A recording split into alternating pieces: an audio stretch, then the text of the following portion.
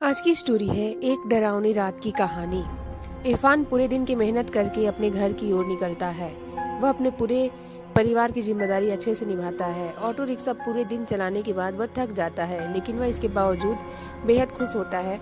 आज उसकी कमाई अच्छी हुई थी।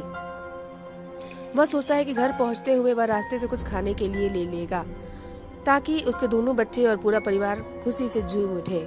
इरफान अपने परिवार से बेहद प्रेम करता है। वह हर दिन अपने समय से ज़्यादा वक्त ऑटो रिक्शा चलाता है, ताकि किसी भी दिन उसके परिवार वालों को किसी के सामने हाथ फैलाने ना पड़े। आज इरफान को बहुत फ़ोन आ रहे थे। यह सब फ़ोन उसके घर से ही आ रहे थे।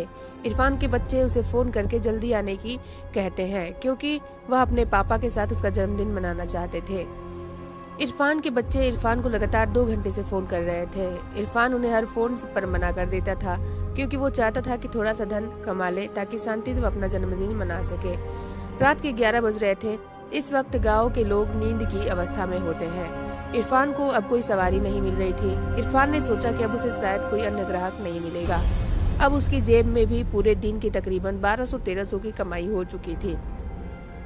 अब अपने घर की ओर निकल रहा था। उसने अपने होठों के दोनों कोनों को खींचा हुआ था।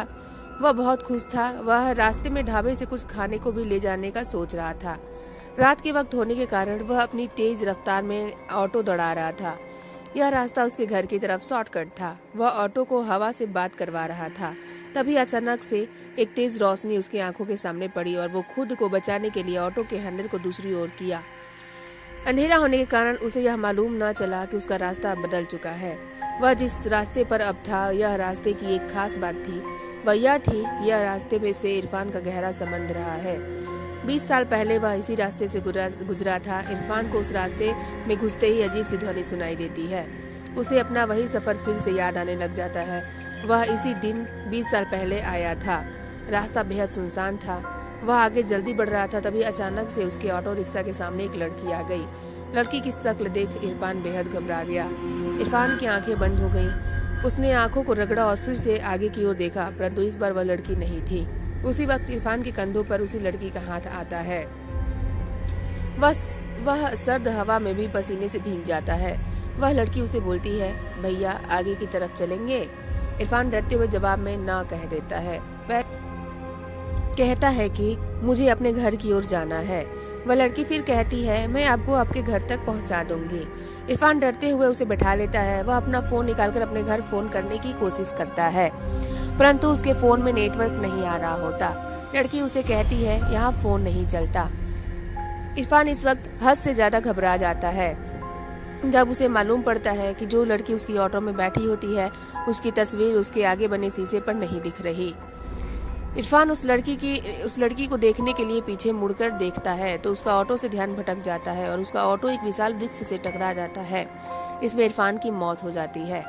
इरफान के घर का माहौल अब बेहद चिंतित रहता है। पूरी रात इरफान की कोई खबर नहीं मिली होती, फोन भी नहीं लग रहा होता। इरफान के बच्चे और इरफान की पत्नी बेहद चिंतित होते हैं। तभी उनका एक पड़ोसी उनके पास आता है और इरफान की पत्नी को आकर अखबार दिखाते हुए कहता है कि क्या कल इरफान संगढ़ इलाके में आ रहा था? इरफान की पत्नी कहती है, उसे नहीं मालूम, लेकिन यह इरफान नहीं हो सकते। वो गाड़ी कभी लापरवाही से नहीं चलाते। वह इतने भरोसे से इसलिए कहीं कह पा रही थी क्योंकि अखबार में मरने वाली की फोटो नहीं थी। इरफान के घर के सामने अचानक से पुलिस की गाड़ी पहुंचती है। सभी घबरा जाते हैं। पुलिस के हाथ में एक तस्वीर होती है। यह तस्वीर इरफान की लाश की होती है। पुलिस इरफान की पत्नी से जब पूछता है तो उसकी पत्नी कहती है, जी साहब, ये मेरे पति हैं। इरफान की पत्नी इरफान के मृत शरीर को देखकर खुद को रोक नहीं पाती। उसके आंसू बहने लगते हैं। बच्चे भी बेहद ज्यादा रो रहे थे। पुलिस, देखिए, हम आपका दर्द समझते हैं। हम आपकी यहाँ सहायता करने ही आए हैं। हम आपसे कुछ सवाल पूछना चाहते हैं, जिससे इस केस में थोड़ी मदद मिलेगी।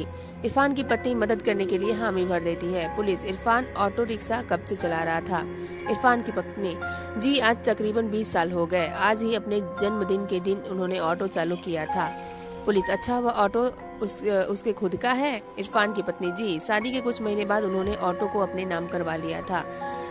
इससे पहले यह ऑटो इनके चाचा जान का था। वे ऑटो यूनियन के पूर्व प्रधान रह चुके थे।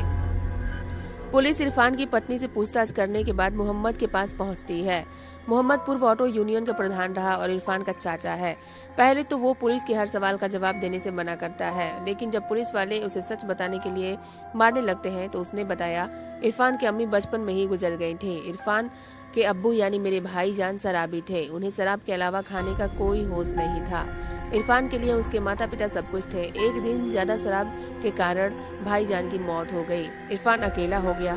गरीबी के कारण ज्यादा पढ़ा लिखा नहीं था। वह मेरे साथ ही रहने लगा। पहले तो हमने उसे पढ़ने के लिए कहा, लेकिन उसका मन अब पढ़ाई में नहीं था। तो वो कहता कि उसे पैसे कमाने हैं ताकि वह अपनी आगे की जिंदगी अच्छे से बिता सके। इरफान के जन्मदिन के ही दिन हमने उसे ऑटो दिया गिफ्ट के रूप में। ऑटो पाकर वह बेहद खुश हुआ था। ऑटो चालक के रूप में उसका वह पहला दिन था। मैं भी उसके साथ ही गया था। यह सुनकर पुलिस वाला हैरान हो जाता है। पुलिस बीच में रुकता और पूछता है कि तुमने तो कहा था कि इरफान उस वक्त अकेला था। झूठ कहा था मैंने। इरफान का जन्मदिन था तो उसके लिए संघर से एक शराब की बोतल और साथ में कुछ चखने में भुजिया ली। यह रास्ता हर वक्त सुनसान ही रहता है। उस वक्त रात 10-15 हो रहे थे। हमारे ऑटो को एक लड़की ने रोका। वह बेहद खूबसूरत थी, दिखने में छोटे कपड़े पहने थे। अपने घर जाना चाहती थी, लेकिन मैंने और इरफान ने काफ़ी शराब पी हुई थी। इरफान नशे में बेकाबू हो गया। उसने उस लड़की का रेप करने लगा। वह चीख भी रही थी, लेकिन उसके सुनने वाला उस जगह पर कोई नहीं था। यह सुनते ही पुलिस वाला आगे के केस को समझ गया। उसने उस लड़की के केस को फिर से खोला और मोहम्मद को फांसी की सजा मिली। इरफान को सजा तो वह लड़की खुद दे चुकी थी।